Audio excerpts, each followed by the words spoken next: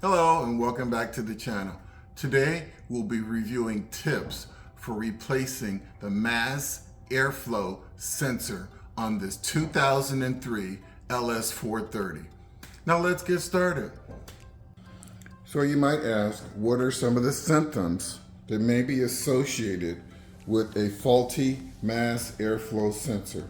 Well, you could have either an issue with a lean fuel mixture or a rich fuel mixture. Could be having hard starts, stalls, backfiring, poor mileage, rough idle, and also the ever-present check engine light with the trouble code P0101. Now let's go ahead and move on to our supply list. So our supply list includes a MAFS airflow sensor if needed. You can source one from an online retailer or your local parts store. We have a ratchet with a 10mm socket. We have a clip remover, cross-tip screwdriver, toothbrush, and my favorite, cleaner, and other items found in the description below. So your MAFS airflow sensor is located right here on top of the air cleaner. But before going straight to that, I'm going to give you guys a couple of pro tips that could save you from replacing your sensor. So let's go ahead and do that. So the first thing I'm going to do is check the condition of the air filter itself. And in order to do that, I'm going to have to remove some of these covers. So I'm going to use my clip remover and I'm going to remove these clips right here. Remove that cover. And then there are an electrical connector right here. Move that off to the side. There's an electrical connector right there. Undo that. And then we have 1, 2,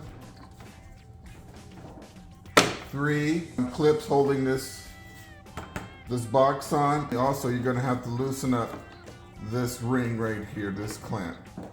So once you do that, you can see that now you have access to the filter itself.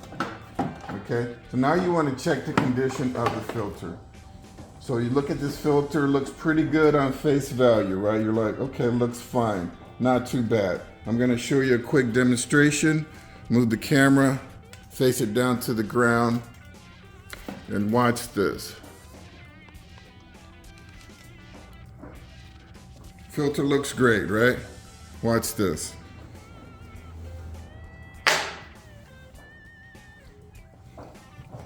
I don't know if you guys could see that, I'm trying to make the point, but you can see that's the third time I dropped the filter today, and that's how much is coming out of this filter after dropping it 3 times. So that's your pro tip. And the point is that even though a filter may visibly look clean, it's likely very dirty and you should change them. I believe it's every 12,000 miles, but check your maintenance manual. If you're using an aftermarket filter that requires it to be lubricated by oil,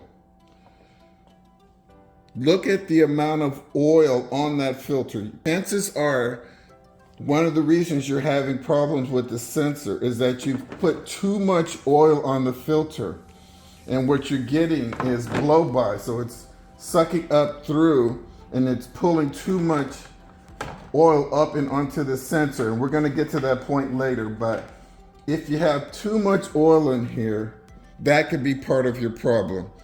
So you might have to simply clean the filter, oil it very lightly according to the manufacturer specs, and then replace the filter. Clean your sensor, which I'll cover today, clear the fault, and see if it comes back. And with that, we're going to go ahead and proceed as if the issue is still with the sensor, but we're going to kind of cover the issue with the oil too at the same time.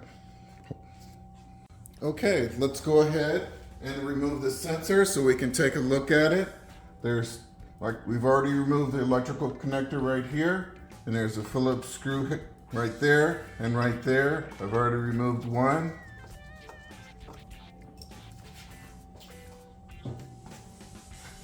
Gently wiggle and pull out your sensor. And you can see there's some very sensitive electrodes in here. So there's one right there. And also there's some electrodes you can't see very well down in this area. If this sensor looks nice and dry like this one, then you likely do not have an issue with oil blow-by, okay? However, it could still be dirty. And what I recommend that you could at least try it. You could just spray and clean this sensor off with a little cleaner and a toothbrush. In this area right here, clean it very good. The one caveat that I need to make sure you guys are aware of, anytime you put moisture on this sensor, because these little electrodes are so sensitive, you're gonna have to let this thing dry, and I would suggest a minimum of 1 to 2 hours in the hot sun. You don't want any moisture down in this area. So if you plug this thing back up and there's moisture in there, chances are you're gonna screw up the sensor. So you gotta be very careful if you're gonna do that. You see right there, I cleaned it off with just a little bit. You guys saw how I just cleaned that little bit off, and it got a little better. And that's probably gonna make it run better, but obviously it was in good running condition before I took it out, and there was not a check engine light, just so you guys know that. So let's go ahead and reinstall the sensor. Put it over where you want it. Push it down straight. I'm just going to install one of the screws here. They call it a cross tip or a Phillips head screw. You guys can Google that, the Phillips head screw, and how all that came about.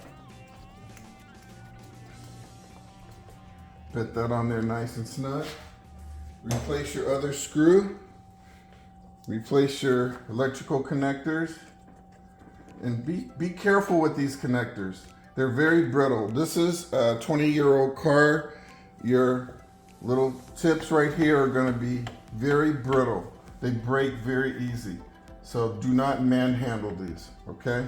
This one right here was very dirty because obviously you're getting a lot of dirt coming off the front of the vehicle. So you might have to kind of clean it off a little bit before you install it, okay? That's the sound you want to hear. And with that, we're gonna go ahead and finish this video up. I hope you guys found my tips to be helpful. Please like and subscribe. And as always, drive defensively.